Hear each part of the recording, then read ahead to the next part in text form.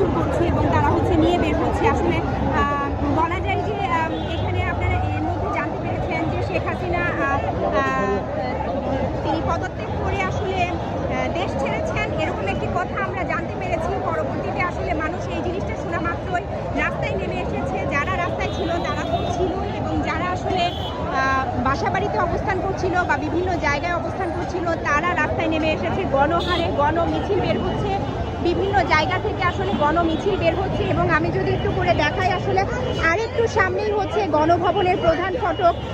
আসলে এত বেশি মানুষ যে নিরাপত্তার জন্য আমরা ওইভাবে আপনাদেরকে সরাসরি দেখাতেও পারছি না, এবং যেহেতু ইন্টারনেট সমস্যা আমরা লাইভে যে আসলে আপনাদেরকে দেখাতে পারছি না।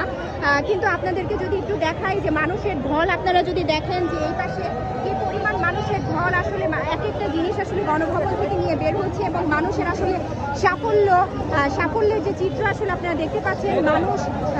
মানুষ আসলে উল্লাস প্রকাশ করছে বিভিন্নভাবে, এবং তারা আসলে যেসব স্লোগান দিচ্ছে যে আসলে শেখ হাসিনা পালিয়েছে, এবং শেখ হাসিনা পালিয়েছে এরকম একটা কথা বলছে, এবং স্বৈরাচারের পতন হয়েছে, এই ধরনের স্লোগান দিয়ে আসলে তারা আসলে মিছিল করছেন।